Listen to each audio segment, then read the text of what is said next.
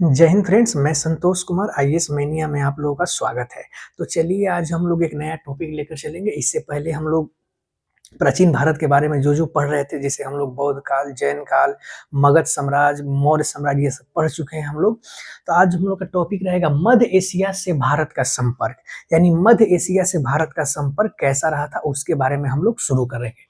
ठीक है, अब देख लेते हैं मध्य एशिया से जो भारत में जितने भी आक्रमणकारी आए थे, टोटल 4 आए थे। पहला का नाम क्या है? पहला जो आया था उनका नाम था हिंद यूनानी, दूसरा शक, तीसरा पहलव और चौथा कुषाण। तो इन चारों के बारे में आज हम लोग इस क्लास में पढ़ेंगे, क्योंकि यहाँ से बहुत सारे एग्जाम में सवाल पूछता है। ठीक है, तो पहले हम लोग शुरू करते हैं हिंद यूनानी के बारे में। ठीक है, देखिए भारत पर आक्रमण करने वाला प्रथम यूनानी डिमेट्रियस प्रथम था। भारत पर आक्रमण करने वाला प्रथम यूनानी कौन था? तो डिमेट्रियस प्रथम था। ठीक है, जो कि बैक्टीरिया का शासक था। हिंद यूनानी में एक जगह है बैक्टीरिया, वहीं का शासक था ये, जिसका नाम था डेमेट्रियस प्रथम। ये भारत पर आक्रमण करने वाला पहला यूनानी शासक था ये। ठीक है, डेमेट्रियस का उत्तराधिकारी मिनांडर था। मिनांडर के बारे में आप लोग जानते होंगे, क्योंकि यहाँ से बहुत बड़े एग्जाम में सवाल पूछता है, तो हम लोग इसके बारे में थोड़ा सा चर्चा अधिक करेंगे। ठीक है, तो डिमेट्रियस का उत्तराधिकारी मिनांडर था, जो कि एक महान शासक था। यानी हिंद यूनानी का सबसे महान शासक जो था वो कौन था? तो वो मिनांडर था। ठीक है, इसकी राजधानी साकल थी। मिनांडर की राजधानी कहाँ थी? साकल थी, जिसको सियालकोट भी कहा जाता है। इसने नागसेन से बौद्ध धर्म की दीक्षा ली थी। मिनांडर ने नागसेन से बौद्ध धर्म की दीक्षा ली थी। ये जो नागसेन थे, जो ये बौद्ध धर्म के अनुयायी थे ये। ठीक है, मिनांडर ने नागसेन से बौद्ध धर्म से संबंधित अनेक प्रश्न पूछे। मिनांडर जो था ये बौद्ध धर्म ये इनसे नागसेन से बौद्ध धर्म से संबंधित बहुत सारे इनके मन में जो डाउट हो रहे थे यानी प्रश्न आ रहे थे, उन्होंने नागसेन से पूछे। ठीक है, मिनांडर द्वारा पूछा गया प्रश्न और नागसेन द्वारा दिया गया उत्तर एक पुस्तक के रूप में संग्रहित हो गया। जो मिनांडर नागसेन से प्रश्न पूछ रहे थे और जिसका उत्तर नागसेन दे रहे थे, बहुत सारे क्वेश्चन पूछे। इतना क्वेश्चन पूछे कि वो एक तरह से बुक बन गया वो। ठीक है, तो उसको बुक में उसको लिख दिया गया। उस पुस्तक का नाम है मिलिंद पन्हो। तो ध्यान रखिएगा, कौन सा नाम है? मिलिंद पन्हो। में किनके बीच वार्तालाप का वर्णन है? तो मिनांडर और नागसेन के बारे में। ठीक है, तो इसके बारे में आप लोग जान गए, जिसका उस पुस्तक का नाम क्या है? तो मिलिंद पन्हो। हिंद यूनानी शासकों ने काफी मात्रा में सिक्के जारी किए थे। ठीक है, हिंद यूनानी शासक बहुत सारे मात्रा में सिक्के जारी किए थे। सबसे पहले भारत में सोने के सिक्के हिंद यूनानियों ने जारी किए थे। एग्जाम में बहुत बार ये सवाल पूछा हुआ है कि सबसे पहले भारत में सोने के सिक्के जारी करने का श्रेय किसे दिया जाता है? तो ये हिंद यूनानी को दिया जाता है। ठीक है, हिंद यूनानी शासकों ने भारत के पश्चिम सीमा प्रांत, यानी ये जो भारत का ये जो ऊपरी वाला हिस्सा है, पश्चिम वाला हिस्सा है हाँ, पश्चिम सीमा प्रांत में यूनान कला चला। यहाँ पर एक कला चला जिसका नाम था यूनान, जिसे हेलेनिस्टिक आर्ट कहते हैं। ठीक है, इसको किस आर्ट के नाम से जाना जाता है? तो हेलेनिस्टिक आर्ट। ये किसके द्वारा चलाया गया? तो हिंद यूनानी के द्वारा चलाया गया था। भारत में गंधार कला इसका उदाहरण है। अगर भारत में इसका एग्जाम्पल देखना चाहते हैं तो गंधार कला इसी का एग्जाम्पल है।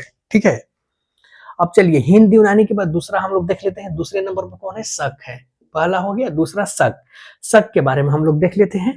हिंद यूनानी के बाद भारतीय क्षेत्र पर हमला करने वाले दूसरे कौन थे? शक थे।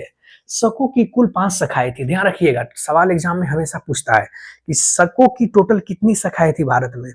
तो शकों की भारत में टोटल 5 शाखा थी, उन्हीं में से एक शाखा भारत आई थी। देखिए 57-58 ईसा पूर्व में उज्जैन के एक राजा ने शकों को युद्ध में पराजित किया और पराजित करके विक्रमादित्य की उपाधि ग्रहण की थी। ठीक है, कोई एक राजा थे उज्जैन के, इन्होंने 57-58 ईसा पूर्व में शकों को पराजित किए और अपनी एक उपाधि ग्रहण किया, जिसका नाम वो विक्रमादित्य रखते हैं। विक्रम संवत 57 या 58 ईसा पूर्व माना जाता है में विक्रमादित्य नहीं चलाई थी, यानी विक्रमादित्य के द्वारा ही विक्रम संवत चलाया गया था। बहुत बार एग्जाम में ये सवाल ये पूछा हुआ है। सबसे प्रसिद्ध शक शासक रुद्रदामन प्रथम था। सबसे प्रसिद्ध जो शक शासक था उसका क्या नाम था? तो रुद्रदामन प्रथम था वो।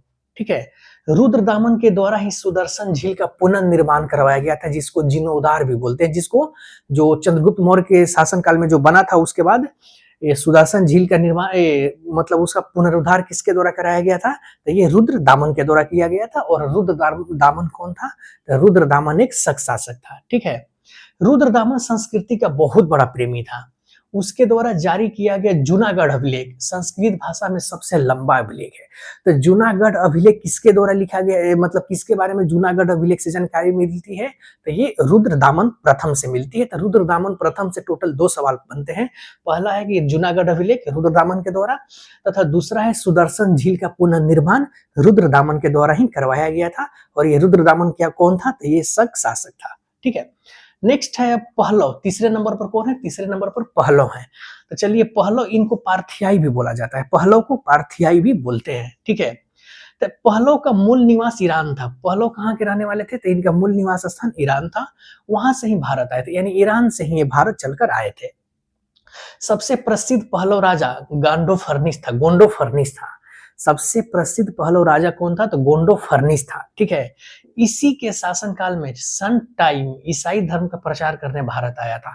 यानी गोंडोफर्निस के शासनकाल में ही संत जो ईसाई धर्म के प्रचार करने जो संत टाइम थे, ये भारत में आए थे अपना उद्देश्य लेकर। और उद्देश्य क्या था इनका, तो ईसाई का प्रचार करना भारत में। तो ये गोंडोफर्निस कौन सा वंश का शासक था, ये तो ये पहलव या पार्थियाई वंश का शासक था। और भी बहुत सारे शासक हुए, लेकिन वो एग्जाम के दृष्टिकोण से महत्वपूर्ण नहीं है। तो हम लोग जो पढ़ रहे हैं वो एग्जाम के दृष्टिकोण से पढ़ रहे हैं। ठीक है, नेक्स्ट आते हैं चौथे नंबर। चौथे नंबर कौन है, तो चौथे नंबर कुषाण है। और सबसे इंपॉर्टेंट कुषाण है यहाँ पर, यानी चारों में जो सवाल जो बनता है वो कुषाण, मतलब कुषाणों से ही सबसे ज्यादा सवाल बनता है। तो कुषाण के बारे में हम लोग देख लेते हैं। देखिए, कुषाणों को यूची और तोखरी भी कहा जाता है। बहुत अच्छा ये सवाल है, यूची और तोखरी किसको कहा जाता है, तो ये कुषाणों को कहा जाता है। ठीक है, अब कुषाण में कुछ शासक हुए, उनको हम देख लेते हैं। और पहले शासक हैं कुजुल कड़फिसेस, ये कुषाण वंश के पहले शासक हैं। यह भारत में कुषाण वंश के संस्थापक भी था, ये कुजुल कड़फिसेस। ठीक है, इसने तांबे के सिक्के जारी किए थे। कुजुल कड़फिसेस के द्वारा कौन सा सिक्का जारी किया गया था, तो तांबे का सिक्के जारी किया गया था। किसके द्वारा, तो कुजुल कड़फिसेस के द्वारा। ठीक है, नेक्स्ट है भीम कड़फिसेस। ये थोड़ा सा इंपॉर्टेंट होते हैं एग्जाम के दृष्टिकोण से। इसने भारी मात्रा में स्वर्ण सिक्के जारी किए थे और बीपीएससी 2018 में ये सवाल पूछा हुआ है। 64वीं बीपीएससी में सवाल ये पूछा हुआ है कि सबसे ज्यादा भारी मात्रा में स्वर्ण सिक्का किसके द्वारा जारी किया गया था, तो भीम कड़फिसेस के द्वारा। ध्यान रखिएगा, तो भीम कड़फिसेस के द्वारा सबसे ज्यादा भारत में सोने के सिक्के जारी किए गए थे।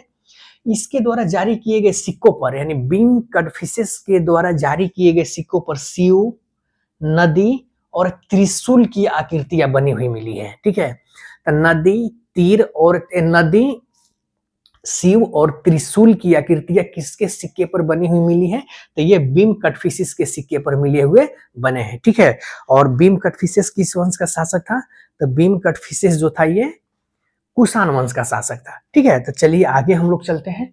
आगे चलिए, अगला सबसे इंपॉर्टेंट हो जाते हैं कनिष्क। तो हम लोग कनिष्क के बारे में थोड़ा सा पढ़ेंगे। यह कुषाण वंश का सबसे महान शासक था। कनिष्क कुषाण वंश का सबसे महान शासक था। कनिष्क ने 78 ईस्वी में शक संवत चलाया था। बहुत ही इंपॉर्टेंट है, यानी 78 ईस्वी में शक संवत किसके द्वारा चलाया गया था, तो ये कनिष्क के द्वारा चलाया गया था।